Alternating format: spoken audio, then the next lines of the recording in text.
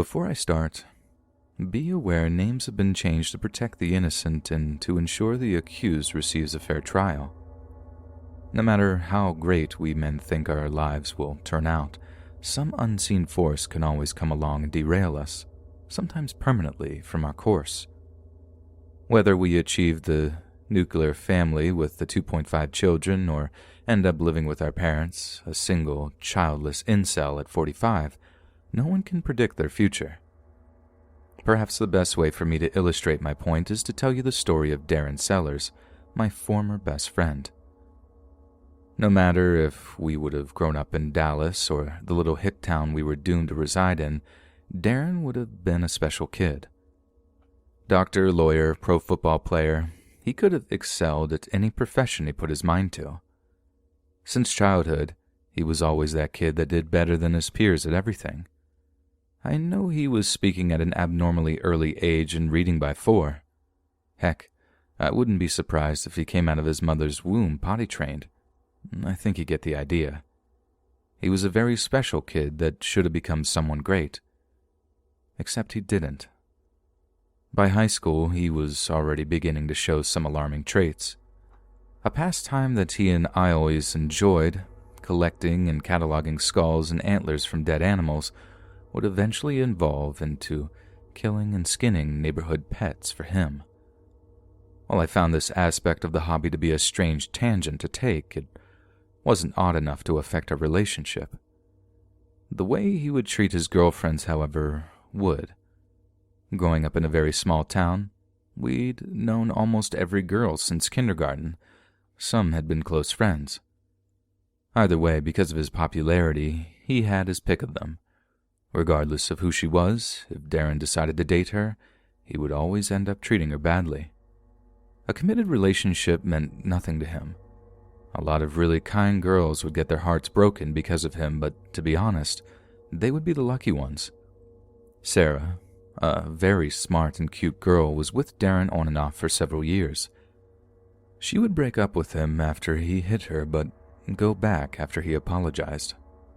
A week didn't go by that I wouldn't have to give him a chewing out for his behavior, but it made no difference. It was like his body had been taken over by the soul of a stranger, and the guy I'd grown up with was fading into the background. None of this would hurt his standing at the school. He graduated first in our class and received a full ride to Texas A&M.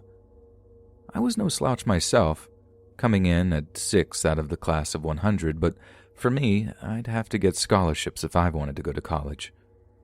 After deciding on UT in Austin, Darren and I went our separate ways. We wouldn't see each other for almost 2 years, and when we finally did get together to catch up, things had changed drastically. I hadn't returned home my entire first year. Money was far more important to me, and little still existed to draw me back when I wasn't working. Darren and I spoke maybe a handful of times. Never during any of those conversations did he mention problems at A&M. However, during a phone call with my folks just before Christmas break, my sophomore year, my mom said that Darren had dropped out of college and returned home a month prior. I'd already made plans to visit for a week during the holiday. Now, I had a lot of questions to ask. We met up my first night in town and drove to Dallas to visit a club or two. I decided not to deluge Darren with a bunch of questions. He would probably fill me in when he was ready. While sitting at the first club, he finally opened up about his time at College Station. Things had been going well for a while, until he started smoking more and attending class less. The anonymity among all those strangers made it hard to make friends.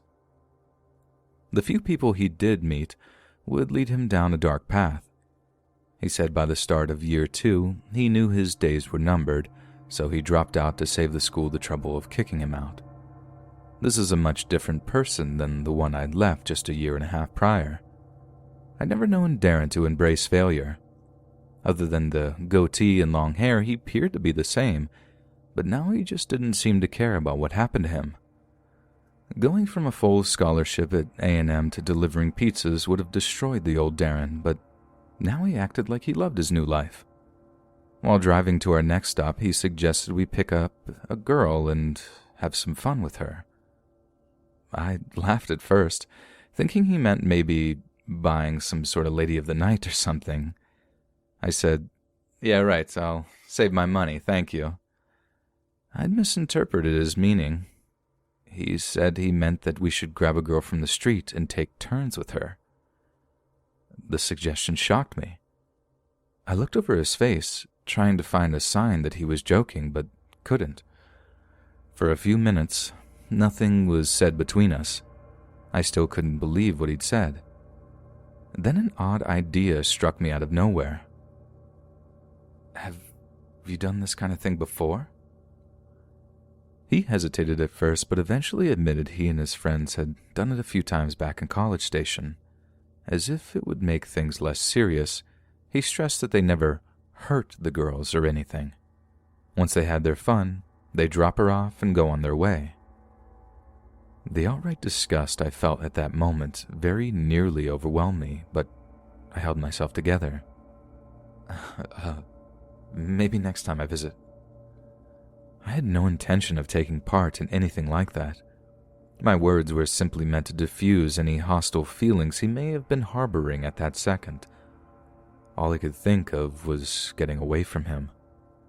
I faked feeling sick and suggested we head home. He didn't seem like he was mad about it. I dodged his calls for the rest of the week and returned to Austin that Friday. We would speak one more time at the end of the school year. He was wondering if I would be coming home for the summer, but I told him I wasn't sure when I'd be back because of work. I wasn't lying. If I wanted to pay for school, I had to work almost every day to do it. He sounded a little bummed out hearing this, and for a minute I felt bad for him. However, it wasn't long until I remembered our trip to Dallas. If I'm being honest, I'd actually decided our friendship was over that night. Something that had always been lurking under the surface of his personality had been freed while he was at A&M. And now, he couldn't put it back in its cage. The second he joined the others in their fun and games, he ceased to be the friend I knew forever. Not long after that last call, my mom sent me an email containing a newspaper story. Although it didn't mention the name of the attacker, my mother told me later that it was Darren. I guess after he realized I wasn't coming back anytime soon, he went hunting by himself and got caught. Perhaps the most tragic part of that story is that the woman lost her life. Without the backup of his college friends, he lacked the power to control his victim and took things further than he ever needed to before, at least as far as we know. Because of the seriousness of the charges, he's been in the Collin County Jail for the past few years and has no hope of bail. Barring any mistakes made by the police, the case appears to be open and shut. That means he'll be inside for 30 years at a minimum. And for the sake of women everywhere, let's hope he never gets out.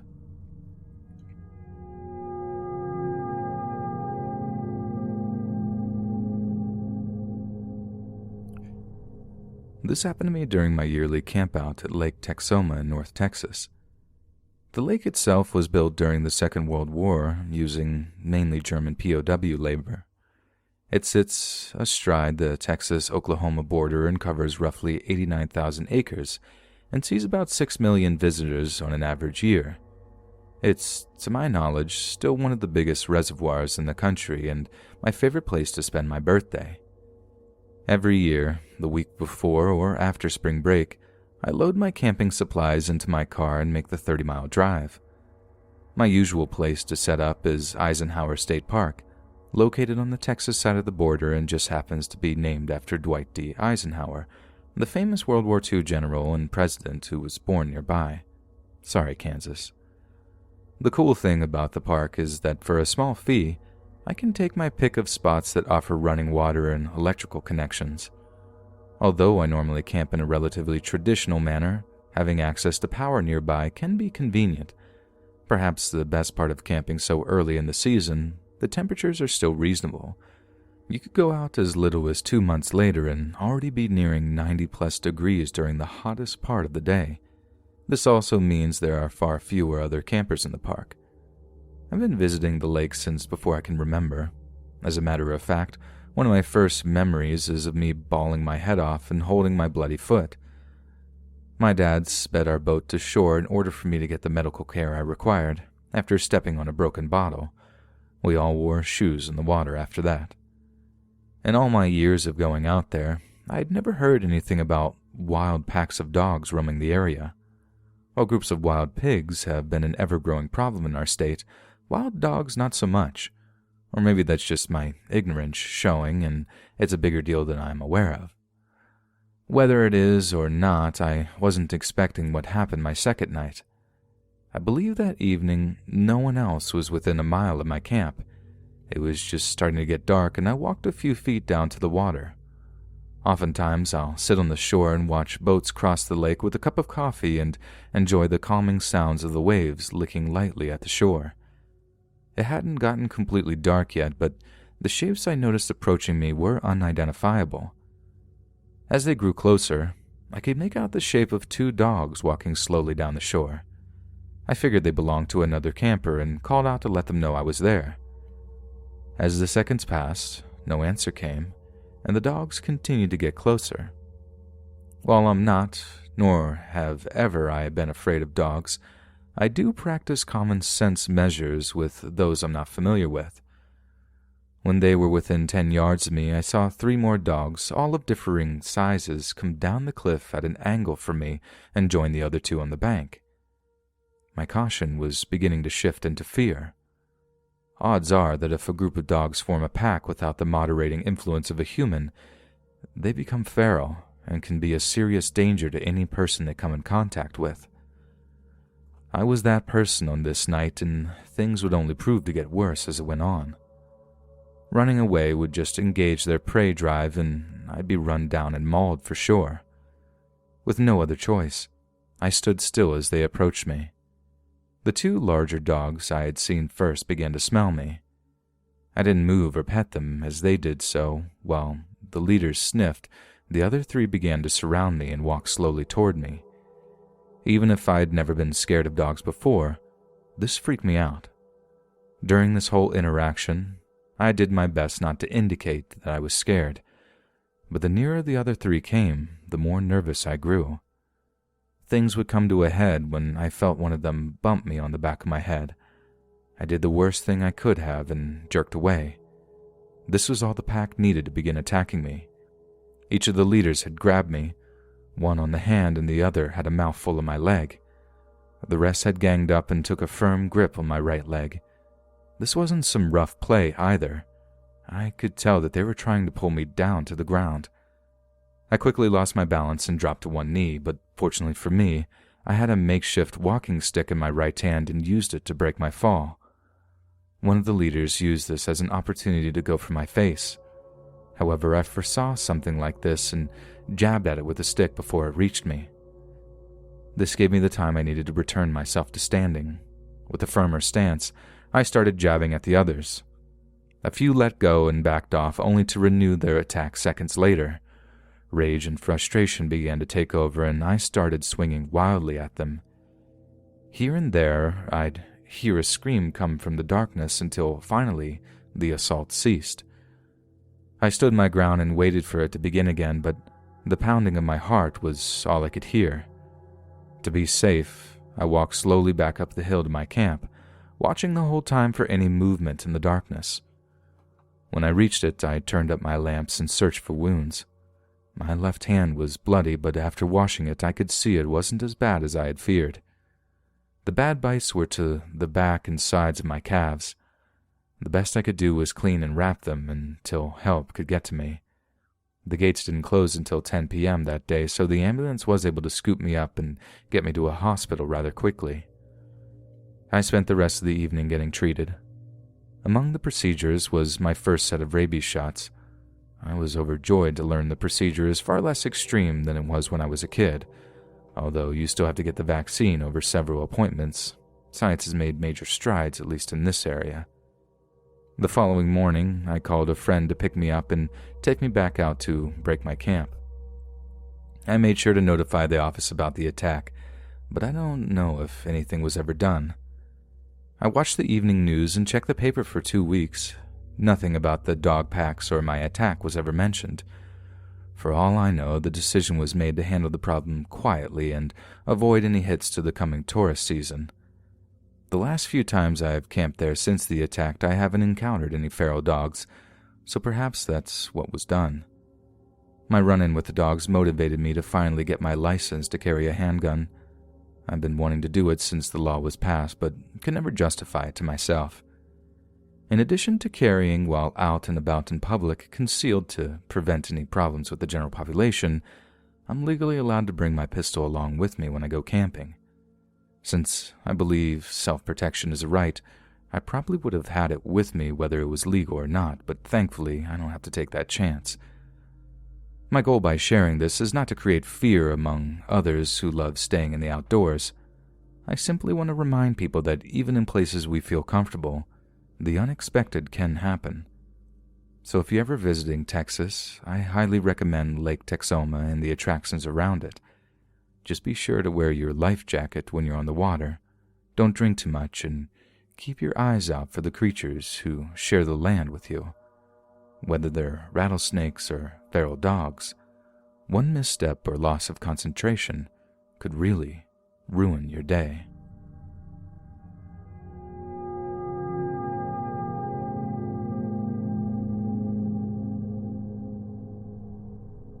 Nicholas Patrick Barclay was born on December 31st, 1980.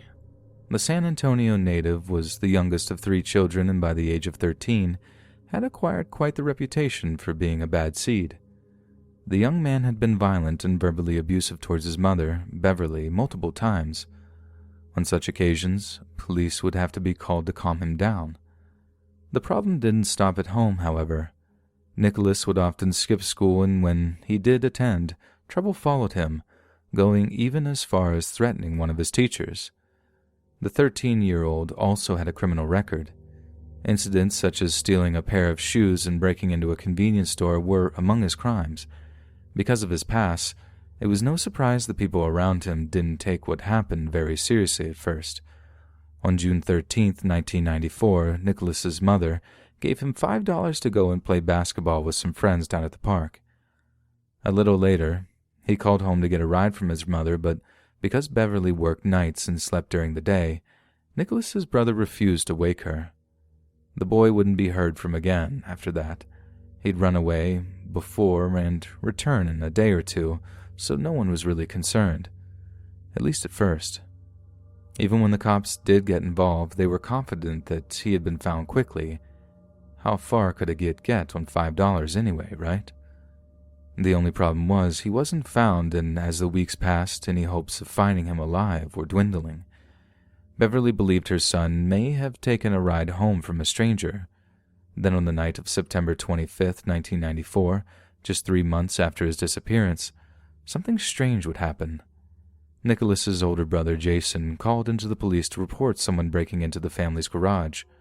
The perpetrator was gone by the time the cops arrived. However, the older brother would swear the person committing the break-in was Nicholas. After a search of the surrounding neighborhood, no sign of him was found. This led the police and the young men's mother to believe he had made up the story, but no one could understand why. If Nicholas was truly there that night, it would have been the last documented sighting of him. The Barclay family would have to carry on with their lives, all the time harboring the hope Nicholas would return on his own or be found by law enforcement, but as time had passed, it looked less and less likely that they'd ever see their loved one again. 3 years would pass before anything new would be heard concerning Nicholas's disappearance, and would come from a very unexpected place. San Antonio police received a phone call from a man working in a youth shelter in Linares, Spain in October of 1997. A young man had been found huddling in a phone booth and brought into the shelter. The man from the shelter believed him to be Nicholas Barclay. The young man claimed to have escaped from a child trafficking ring where he had been abused since he went missing. Despite being relatively healthy, the young man had no memory of his past life. Unable to contain her joy, Nicholas's half-sister, Carrie Gibson, hopped on a plane and headed for Spain. The boy wouldn't leave his room at first. afraid he wouldn't be recognized. His fears would soon be put to rest, however. Although the young man before her didn't quite resemble the boy she remembered, she chalked this up to the passage of time and confirmed he was indeed Nicholas. Now, finally being reunited, the pair sat looking through family photo albums Carrie had brought with her, all the time attempting to shake some memory loose in her traumatized brother's mind. Gradually, bit by bit, the young man's memories appeared to be coming back to him, but he remained quiet, likely because of all the abuse he was believed to have experienced. After taking a test identifying family members from pictures, he passed after making only one mistake and was decided by authorities to be the real Nicholas Barclay. He was cleared to return home. He and Carrie hopped on a plane, eager to be reunited with the rest of their thankful and relieved family. Although Carrie and Beverly were overjoyed to have him back again, there were others in the family very suspicious of the young man. The fact that Nicholas had blonde hair and blue eyes before his abduction and came back with dark brown hair and eyes was the source of much distrust. Not to mention the fact that he now spoke with a French accent. He had a reason for all of this, of course. The individuals who had abducted him had chemically dyed his hair and eyes to make him unrecognizable. The accent was just a side effect of spending so much time living in Europe. The women wanted to believe this so much, they easily accepted his explanation. However, for the rest, the questions were not going away that easily. His mother was eager to help him take back his former life. She enrolled him in school, and after a while, Nicholas seemed to become more comfortable at home. The media, never willing to let a good story go by, continued to badger the family for an interview. They would eventually relent, picking hard copy to tell their story in February of '98. Charlie Parker, a private investigator working for the show, would notice something off about Nicholas's ears. They were different. Since ears are like fingerprints and never change throughout a person's life, this anomaly was an important one. Parker would compare pictures of Nicholas taken when he was younger to ones of the newly returned Nicholas and came to the conclusion the two boys were not the same person. This was just the opportunity the rest of the family had been waiting for. A long struggle would break out in the courts between Nicholas, those who believed his story, and those who did not. The court would finally order fingerprints and DNA tests be taken. The results of those tests would be nothing anyone could have expected. It turned out that the shy young man who had been found in Spain was not Nicholas Barclay. Instead, his name was Frédéric Bourdin, a French-born 23-year-old. Bourdin was a serial impersonator, thought to have taken the identities of up to 500 people. He had gotten Nicholas's information from a missing child center. Nicholas Barclay was the first of 3 missing children whose identities would be taken by Bourdin. He said that he had spread the story of lies about the human trafficking ring, getting as much media attention as he could to make Nicholas more real and to make people love him even more to know what had happened. Now that the family knew the truth, did they throw Bourdin forcefully from their lives? No. As a matter of fact, they attempted to keep him. This odd reaction caused the police to begin to look at the family with an eye of suspicion. They felt this had to mean the family had something to hide. Jason's phone call to the police in September of 1994 took on a whole new angle. According to him, it's not uncommon in murder cases for a call to be made to convince people that someone is alive. Before he could be questioned, Nicholas's older brother died from a possibly intentional drug overdose. With his death, the case has gone cold, although private investigators still work it today. Jason appears to be the prime suspect, but since he's dead, we may never know what happened to Nicholas Barclay. Bourdin spent 6 years in prison for his crime. Upon his release, he returned to Europe and continued with his grifting for a while, but would eventually marry and start a family in 2007. He is convinced that Nicholas Barclay was murdered. Bourdin himself called the police to report as much, once claiming Beverly had even admitted to it. However, nothing would materialize in light of Jason's death. There's an amazing documentary available on YouTube right now called The Imposter. It should do a great job of filling in any gaps I've left. I feel Nicholas's disappearance tends to get lost in the strangeness of what happened with Frederic Bourdin, so I'm including a description of the real Nicholas and what he was wearing the day he went missing. For the sake of all those who hold him dear, let's hope he returns to them alive and well.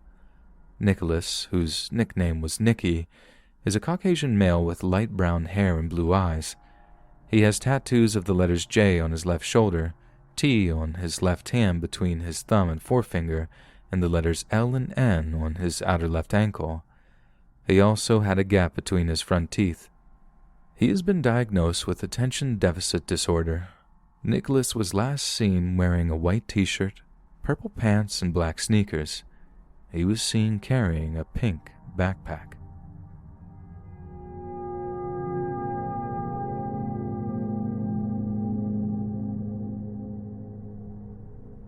Not a month before my grandpa passed, he sat me down and told me a story about his childhood in Texas. To my knowledge, very little has been said concerning this time in his life. Perhaps that's why what I was about to hear shocked me so deeply. Somewhere in the wide expanse of the forest between the Louisiana line and Paris, I dare not be any more specific than this, my family had a small bit of land, roughly 150 acres.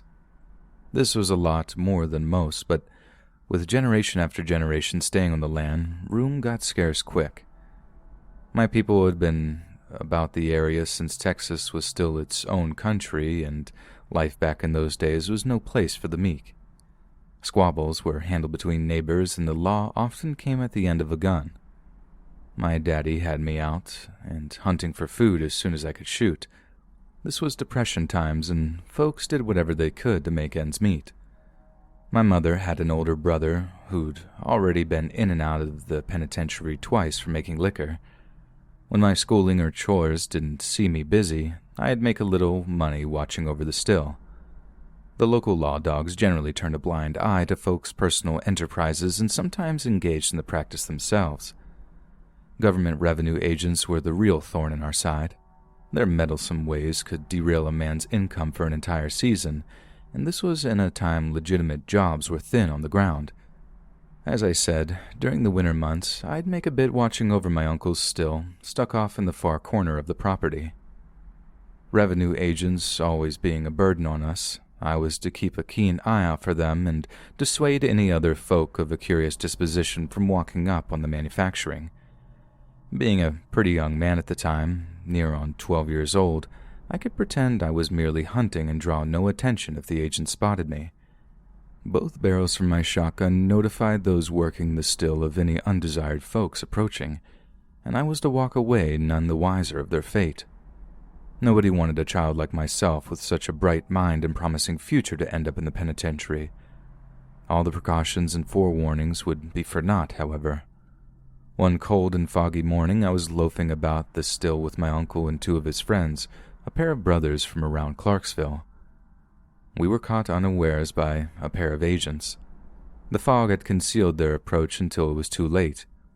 They perhaps would have reacted in a less rash manner had they the time to prepare for their arrival, but under the circumstances, their sense of self-preservation took over. My uncle has said more than once that he had no intention of going back to the penitentiary, and when the agents told us to show our hands, he opened fire instead.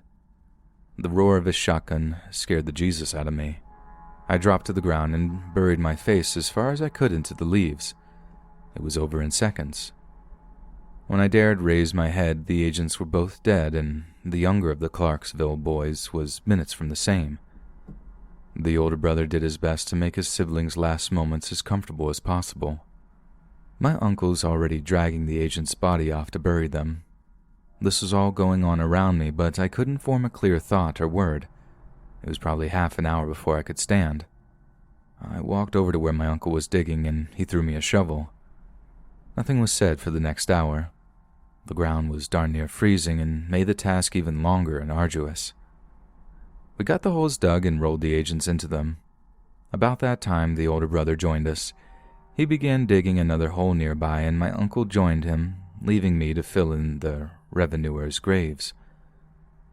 The younger boy was retrieved by the two of them, carefully laid in and covered him. I don't believe a single word was spoken the rest of the day. My uncle simply looked over at the remaining brother, nodded his head goodbye. We all went our separate ways. Nothing else regarding that morning was ever spoken of. Until today, of course. The events of that foggy morning would turn out to be a dark omen on our lives to come. Word around us that remaining Clarksville boy wandered the country, riding trains until World War II broke out. It said he went up into Canada and joined the army, supposedly died around Dunkirk. As for my mama's brother, he kept making liquor until 1937 when he was shot in an argument over a woman and died. I guess you could say I came out lucky as compared to the others. Mama made sure I kept focused on my schooling. I got my diploma the year America joined the war and was one of the first in the country to join up. For some crazy reason, the Lord watched out for me. Despite 3 years of combat, constantly being shot at by Japanese snipers, I didn't get as much as a hangnail. After the government cut me loose, I used that GI Bill and enrolled at Stephen F. Austin and stayed around to teach after I finished. And that's where I met your granny, and you know the rest after that. We moved up here to Fayetteville so I could teach. I'm telling you this now after all these years because I know I ain't got much time left. I don't want to go to my maker with this secret on my conscience. The fact is, boy, I've been walking around every day since then expecting to meet some grisly ending because of what I was a part of. It was a big part of why I went to war. The weight of being complicit in 2 murders is a heavy thing to carry through life. Whether I was the one who pulled the trigger, don't much matter. I chose not to tell anyone. That makes me just as guilty whether it's in the eyes of the law or the Lord's. And for the sake of your soul, be a good man and live a good life. If you do that, your end will be a peaceful one. God bless you and thank you for allowing an old, scared man to get some small bit of peace.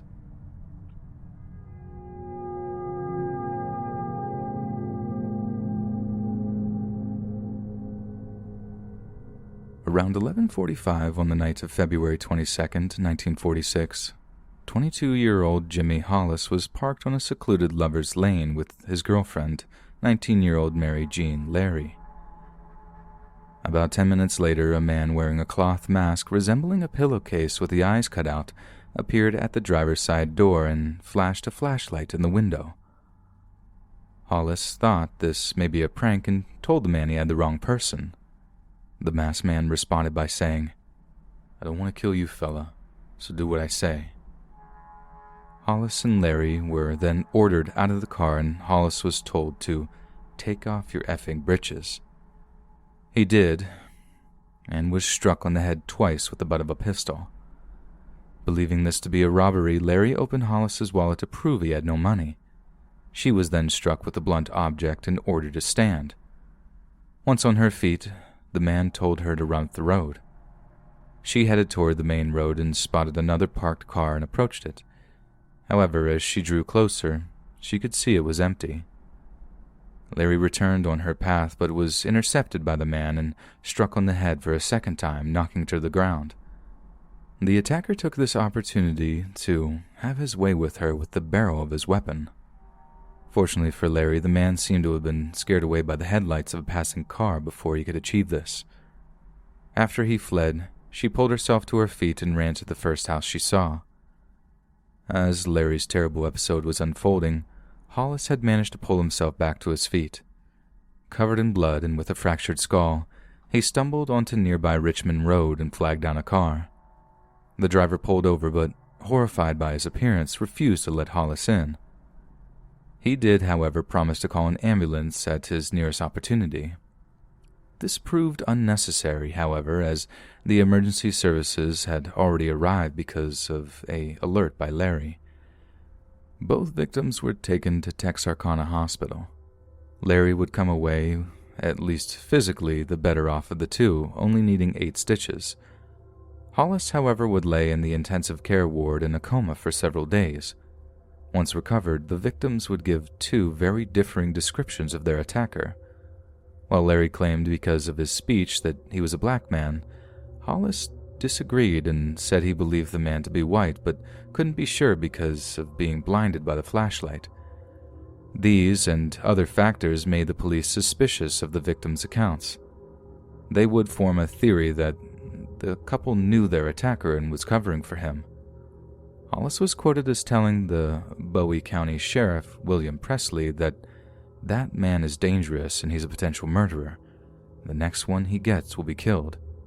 Evidently, he thought he'd killed me that night. I know he was crazy. The crazy thing is, he said, I know his mind was warped. Hollis had no idea how prophetic his words would prove to be. What no one knew at the time, Hollis and Larry were very lucky to be alive. They would turn out to be the first two victims in a spree of attacks that would leave the residents of Texarkana, Texas and Texarkana, Arkansas frozen in fear for the next 10 weeks, and wondering who the man responsible for them was for far longer. A little over a month later, on March 24th, a peaceful Sunday morning would be shattered by the discovery of the bodies of 29-year-old Richard Griffin and his 17-year-old girlfriend, Polly Ann Moore, in Griffin's 1941 Oldsmobile. A passing motorist had reported the car as suspicious a couple of hours prior. When officers arrived, they discovered Griffin slumped over between the front seats with his pants around his ankles, pockets turned out, and 2 bullet holes in the back of his head. Polly was in the back seat with 2 shots, also to the back of her head.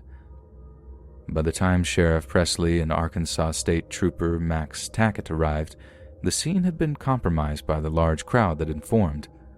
No efforts had been made to seal the scene. About 20 feet from the car, a large blood stain was discovered. This led the officers to believe Polly was shot outside the car and placed in it after she died. Also, a spent cartridge from a .32 caliber weapon, possibly a Colt, was found wrapped in a blanket in the car. Any other possible clues were likely lost to the previous night's rain and the failure of responding officers to close the scene. With these first murders would come all sorts of rumors, such as Polly being indecently assaulted. However, no records indicate this to have occurred. Investigations were launched on both sides of the border. On March 30th, a $500 reward would be posted.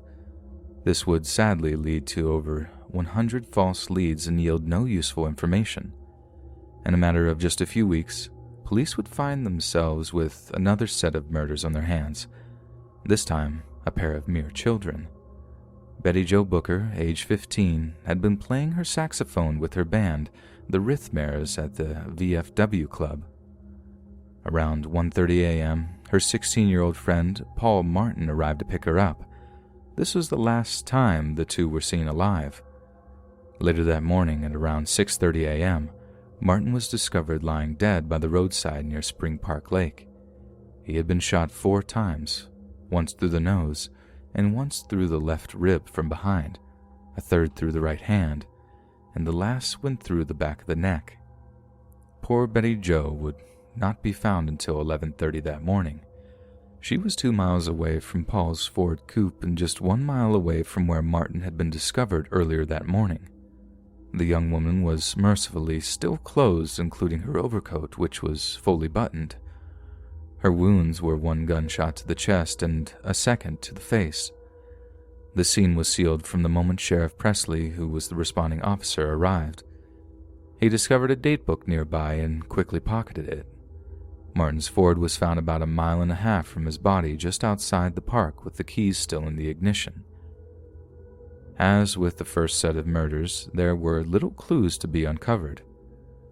Beside the datebook, Presley found a set of man's tracks alongside another, smaller set, but was unable to follow them. From the angle of the gunshots in Betty's body, the police surmised that the killer was right-handed, but no motive or suspects could be produced because of this.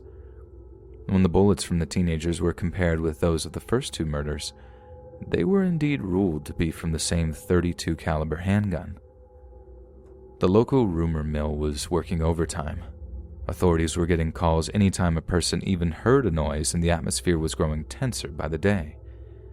The Booker Martin murders would be the first time the killer would get his sensational name. In the April 16th edition of the Texarkana Daily News, a heading read, Phantom Killer Eludes Officers as Investigation of Slayings pressed was published. The Gazette would get into the action the following day by printing Phantom Slayer Still at Large as Probe Continues. Although other names would be used in papers throughout the country, the Phantom became the most common. The reward fund had been raised to $1,700, and within days, 6 Texas Rangers, led by the famous Captain Manuel Trezazas Lone Wolf Gonzalez, arrived in town to assist in the case. With the Rangers, the Texas DPS sent technical experts and a lab from Austin. Things would become so blown out of proportion that Gonzalez would have to call a press conference on the 18th to quash many of the rumors circulating around the case. He would say at one point that all the hearsay being spread by people and the press were a hindrance to the investigation and harmful to innocent persons. The weeks following the second set of murders were relatively quiet. This didn't mean tensions were not through the roof. Some in the community had begun to connect the cases together, and since the first attack had occurred 3 weeks to the day before the second, many expected a third attack would be coming in the same time frame. This caused tensions to heighten as May the 4th approached.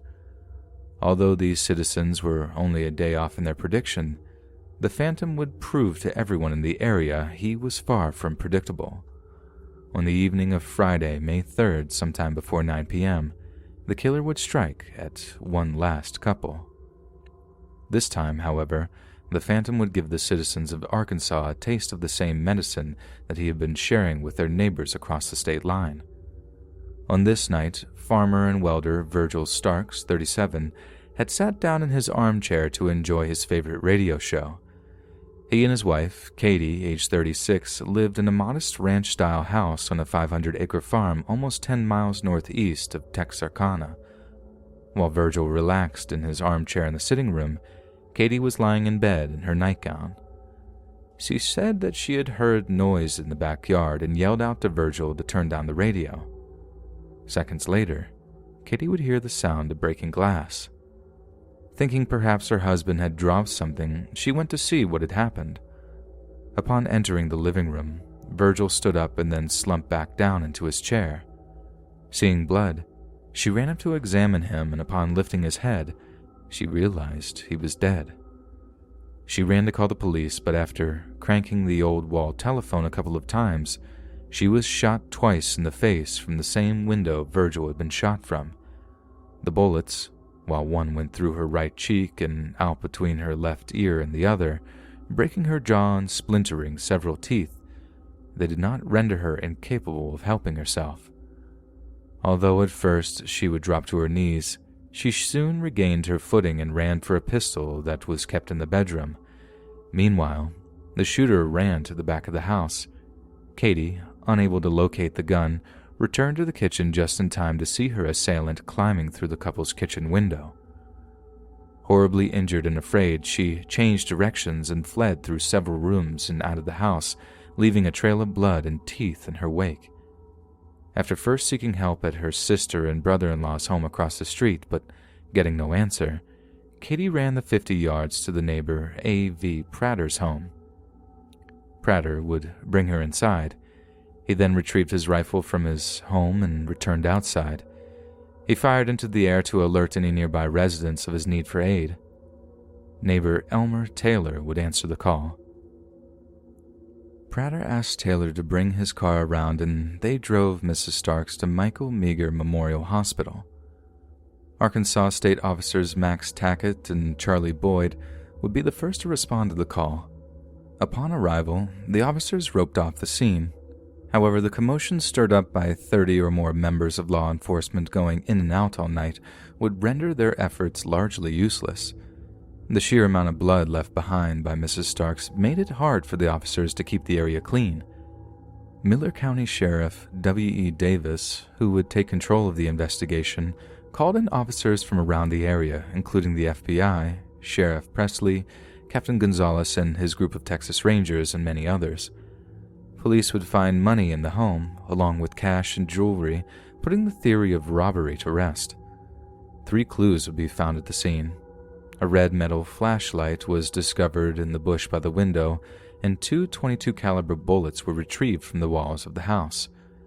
The third, muddy footprints lifted from the yard and welding shop were less solid because of the poor state of the ground. Bloody footprints were also found in the home, but it could never be proven if they belonged to the killer or the large number of officers moving through the scene. Although the caliber used at the Starks farm was .22, Sheriff Davis stated, "It is possible that the killer is one and the same man." Several men found in the vicinity would be picked up for questioning but soon released. The next morning, bloodhounds were brought in by the Arkansas State Police. 2 trails were found that led to the highway before the scent was lost. The flashlight was sent to the FBI lab in D.C., but was found to be free of any prints. Scores more officers were brought in that weekend to patrol and protect residents. Texarkana Gazette would continue to stir up fear by printing a headline on Sunday, May 5th that read, "Maniac Hunted and Murders." On the night of Virgil's death, the reward was $7,025 and would soon be combined with another reward, making it equal up to $10,000. That Monday, Virgil Stark's funeral was held.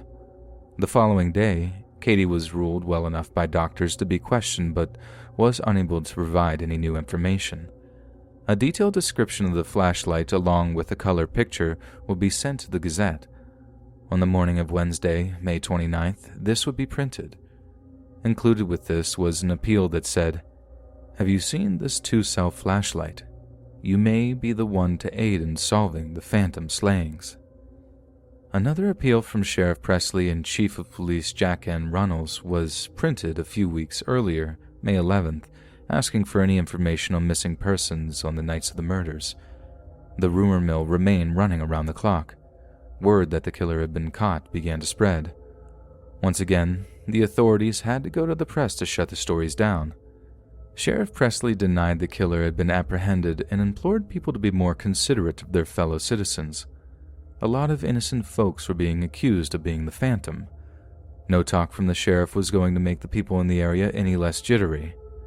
As the weeks passed, the citizens held their collective breath awaiting the next attack, but nothing would come.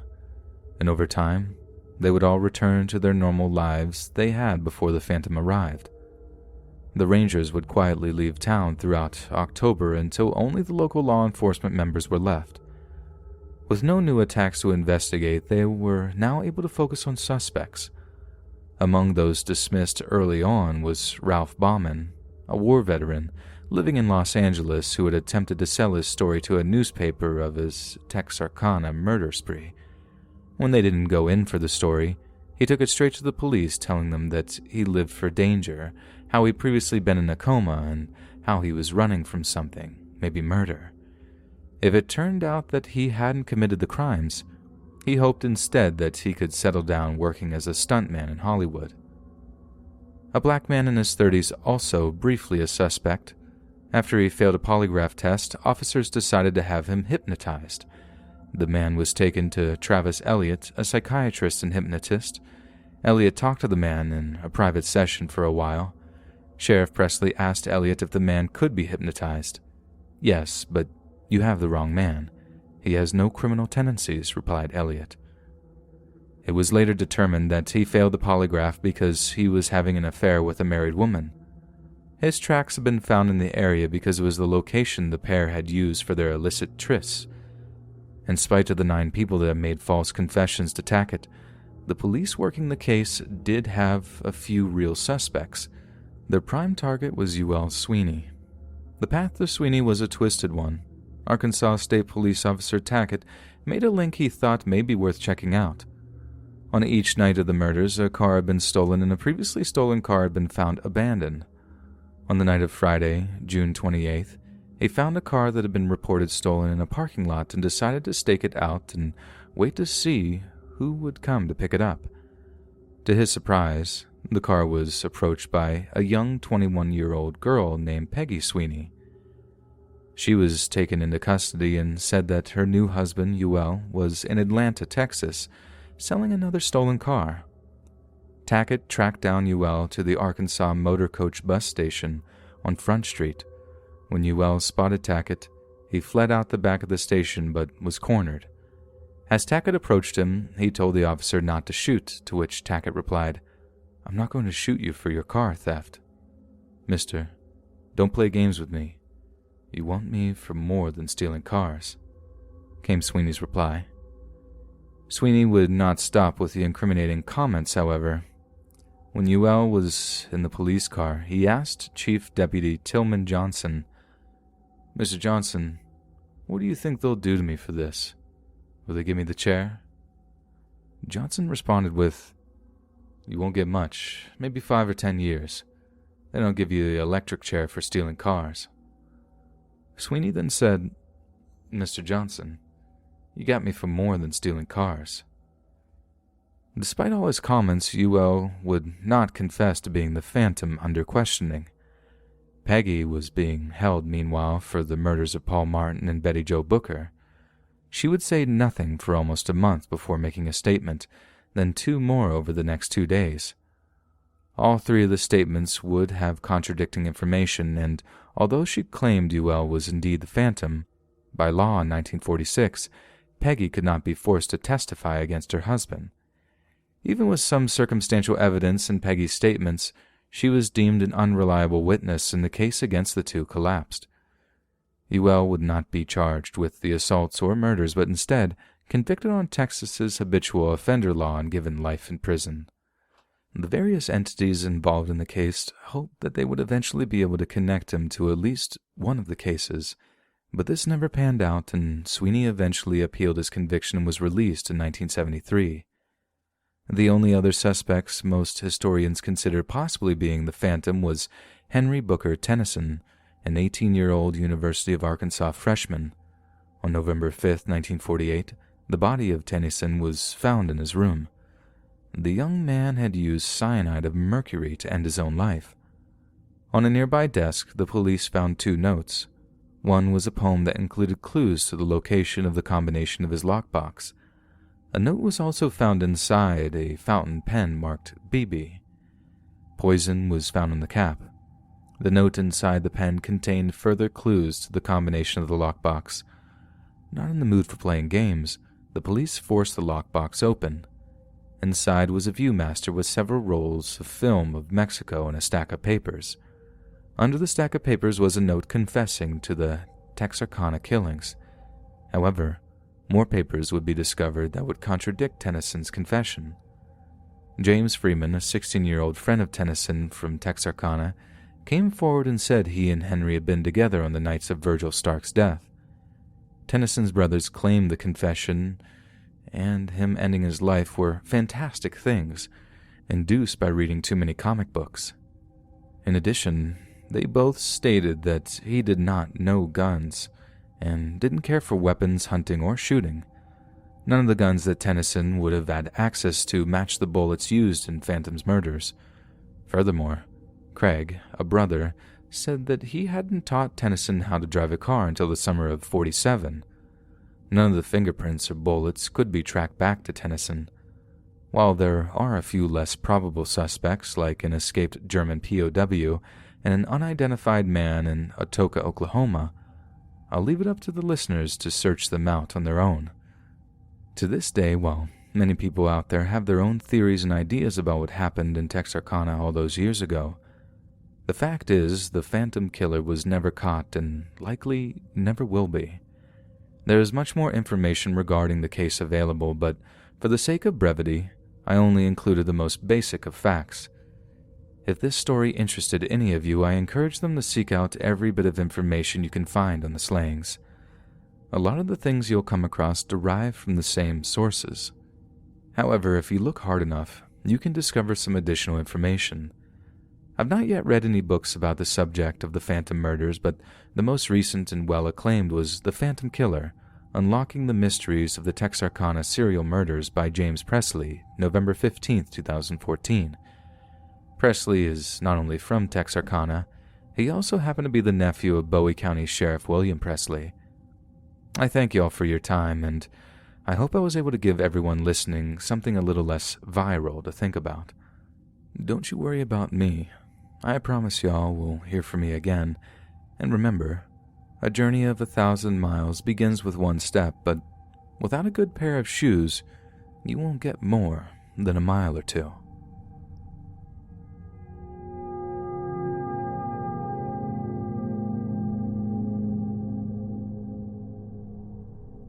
Way back in 1970, Robert L. Tex Roberts was an aging and eccentric millionaire living with his slightly older female companion, Jessie Forsyth. On the night of August 15, 1970, the couple would disappear from Roberts' Dallas mansion and never be seen again. That evening, Roberts, 85, summoned his friend and bodyguard, Al Bergeron, to the home on a matter of utmost importance. When Bergeron arrived, he would discover the usually locked front door ajar and no one home. Although it was not out of the ordinary for Roberts to leave the house suddenly, it was almost unheard of for 89-year-old infirmed Forsyth to go with him. After waiting several hours for Roberts to return, Bergeron called the police. 2 days later, Bergeron received a phone call from a friend with news of a special delivery letter from Tex. The letter stated that attorney Leon C. Horton would be managing his affairs during his absence. Horton filed deeds to virtually all of Roberts' real property, including the mansion on Spring Valley Road at the Dallas County Courthouse. It was then all sold to a management company owned by Horton. Next, Horton tried to cash Roberts' ample holdings of stocks and bonds. Even with the power of attorney, no Dallas bank would negotiate the transactions. However, one in Amarillo would, and Horton would then convert the securities into cash and deposit it into his commercial accounts. Horton then withdrew the funds and sent them supposedly to Tex, according to a prearranged plan. Bergeron, who was a major beneficiary in Roberts' will, didn't know whether to believe Horton's assurances that Tex was getting the money. He asked to speak to him personally, but Horton denied this, claiming he was protecting his client's request for secrecy. Months would go by until, in January of 1971, Bergeron received a Christmas card from Tex that was mailed from the small Louisiana town of Homer near the Arkansas border. Other of Robert's friends would also get similar cards in the mail. All of these cards would have typewritten addresses. This little nugget of information would motivate Bergeron to go back and examine Tex's signature on the card, one he knew well. After taking a closer look, he would decide it didn't quite look right. Bergeron would now begin to investigate in earnest. He would uncover another person who sold property to Horton, an elderly woman who disappeared in 1969. After consulting a handwritten expert, he would take his findings to attorneys Paul Chitwood, who had also done legal work for Roberts in the past. The attorney would examine Bergeron's findings and ultimately determine a court of inquiry was necessary. From the start, the inquiry was a mess. Horton was supposedly assaulted in the courthouse parking garage, and his briefcase, which held the power of attorney, was stolen. Nevertheless, using existing copies, the handwritten expert testified that Robert's signatures on the documents were not genuine in his opinion. This would lead to the indictments of Horton and notary Artis Odell Reed, who claimed to have witnessed Robert's signatures. A grand jury in Randall County would also indict Horton for converting common stock to his own benefit. He'd been convicted of theft by false pretext and given a sentence of 10 years in prison. Later on, he would be convicted on 4 counts of forgery in Dallas. Artis Odell Reed, the notary, would vanish for over 2 years after being released on $15,000 bond. When he finally surfaced, the Dallas's DA office mysteriously lost interest in the case and agreed to a probated sentence. Other than Horton himself, Odell Reed may be the only person who knows the fate of Jessie Forsyth and Tex Roberts.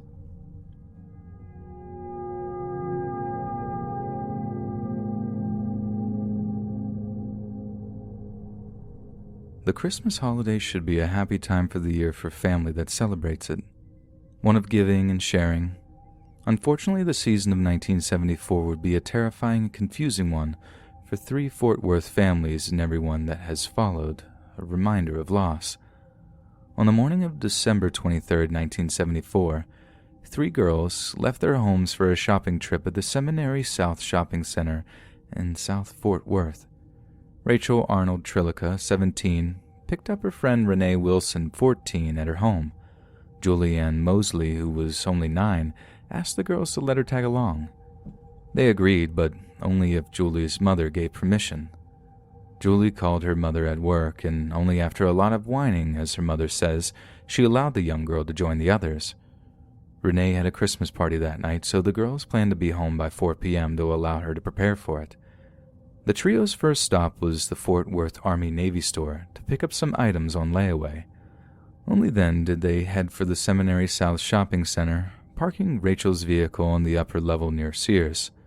Several people in the mall remember seeing the girls. One woman even told a store clerk she recalled Renee's Sweet Honesty t-shirt.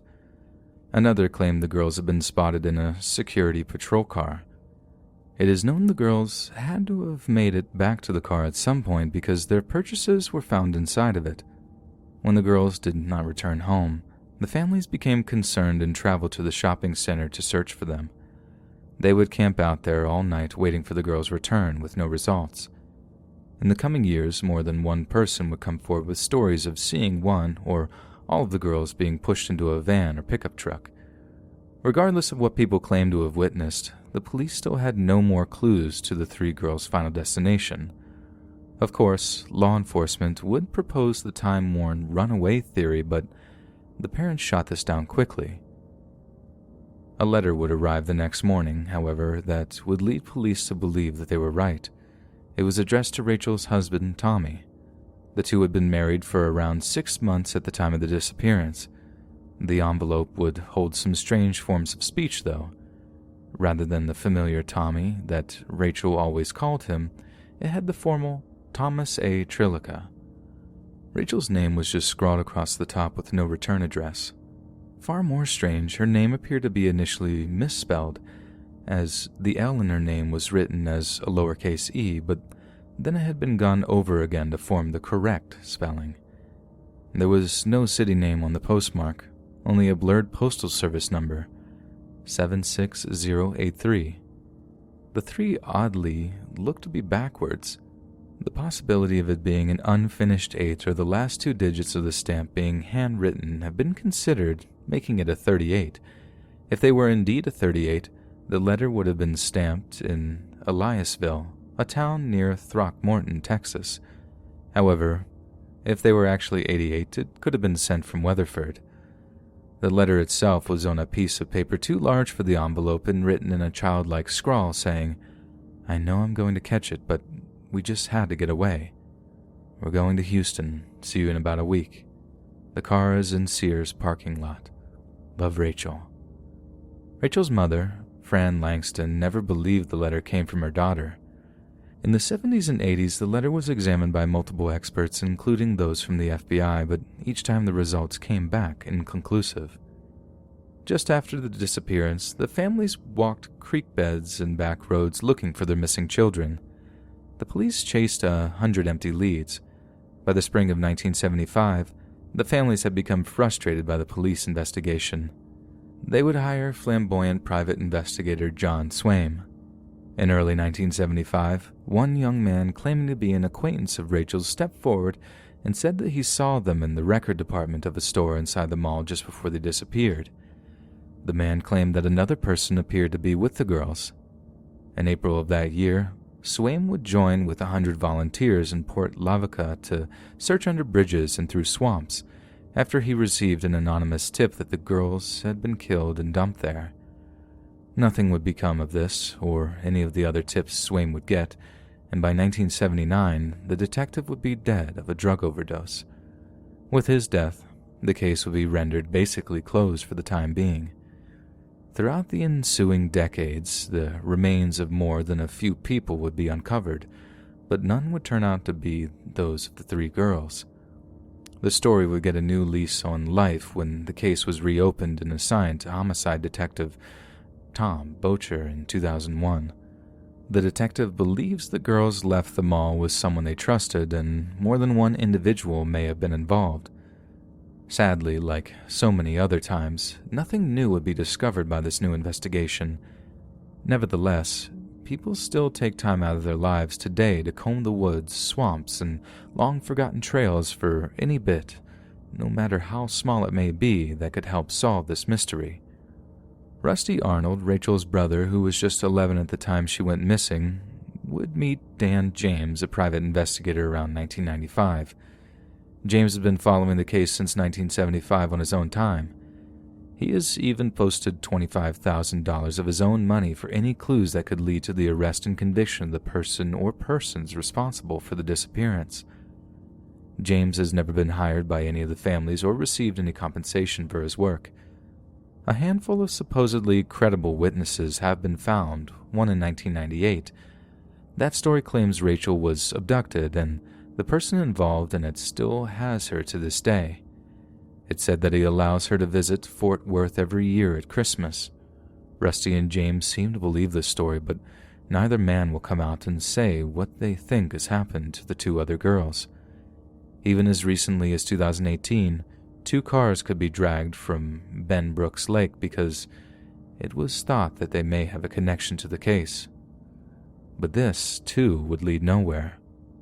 Until somebody inside the case comes out and states names and locations, all types of rumors and theories will be thrown out. Only the individuals involved in the disappearance of the trio really know their fate, and until they come forward with their story, we shall all remain in the dark.